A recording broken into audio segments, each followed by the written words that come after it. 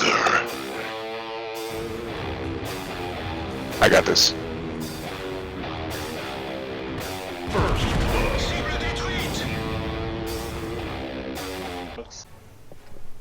Hey folks, this is ioEther, and we're back with some more World of Tanks. So as you can see, this is Nathan. He is in his IS-2. This is a tier 7 game on Westfield. And should be noted that Jinxers and Din Din Time, that's an awesome name by the way, are also in the platoon. We got another IS-2 and the slightly OP SU-12244. So these three guys are top tier. They shouldn't really have an issue with this. This should be a good game for them. If it's not a good game, then they're doing something supremely wrong. There's only 4 tier 7s on either side, and these guys are 3 of them on our team, so yeah.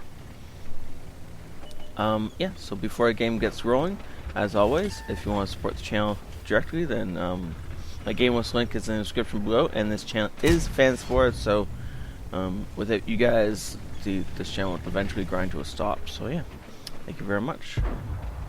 And can we get a shot on this VK? No, we can't. Managed to get in cover, but nice shot into the side of the Oni, biting into that nice soft side armor on the Oni. And the VK looks like he's gonna give us a shot. Yes, he is. Wow, that VK is just doing things badly. And trying to get shot by the looks of it. Ooh, he's almost dead after just a few hits from a few of these big guns looking at him. Shot into the front of the Oni. It was not likely to pen. It's possibly he could have got lucky, but it didn't happen, obviously. He's going to have to wait to see the side armor or get a gold round through the turret, maybe.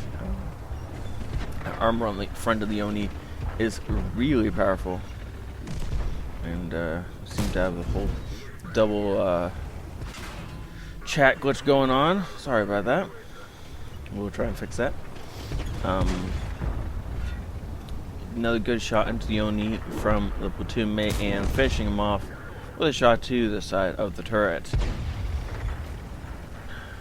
We're losing though. So as much as our heroic platoon is on top of this board, we are still losing this. Oh, this is a bad spot to be. If Nathan wanted to be up there, he needed to get up there, take a snapshot, and leave. But he sat up there long enough to get shot, and unfortunately didn't even get a return shot off. Fixing his gunner that was killed by, I assume, the T-29. T-29 is busy trying to fight the Cromwell, and lets us get quite a bit around him, unfortunately. Not able to put a good shot into him while we were able to get around him. Now T-29 is just going to put another shot into us and nearly finish us off. No, he bounced. Well, Mr. T-29, you had all of the front of an IS-2 to shoot at, and where did you shoot him? Where did you shoot him?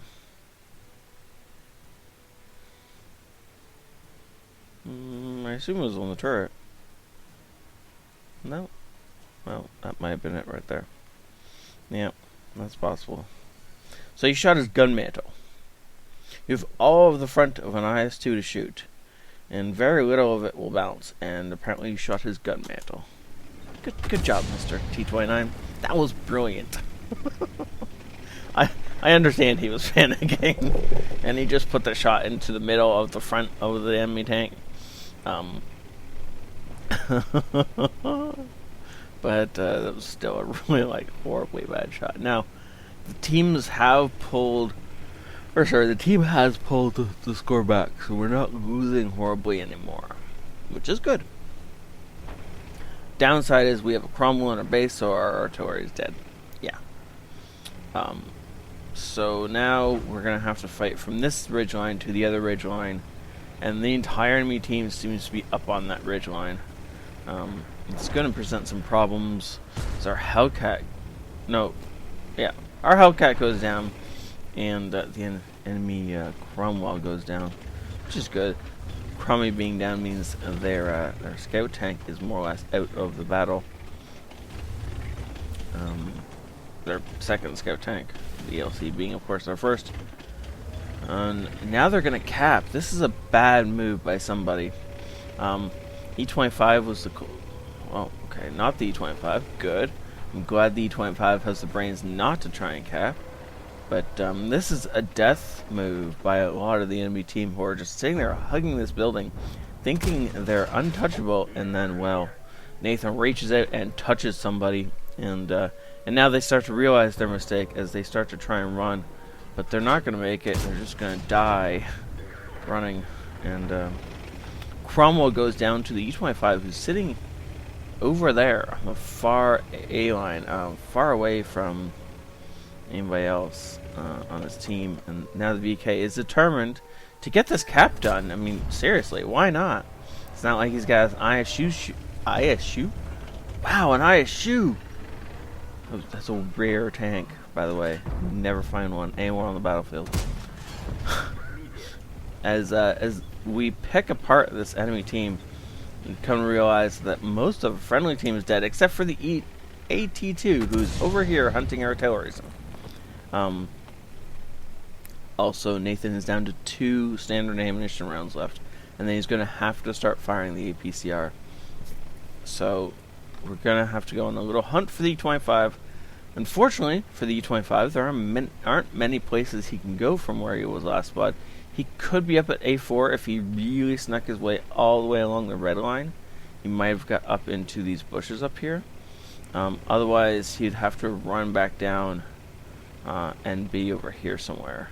If he really seriously managed to make it to over here, he's pretty much unstoppable because he'll just be able to climb back up here, and then from over here he can do a lot more. I don't think that's what happened. I think he actually came up this way, and he may have slipped over that. E25 is a really stealthy tank. Come on out. Yes. Versus come on out. As in, like, common out. Whatever. Me and pronunciation. We all know I am epic at the English language.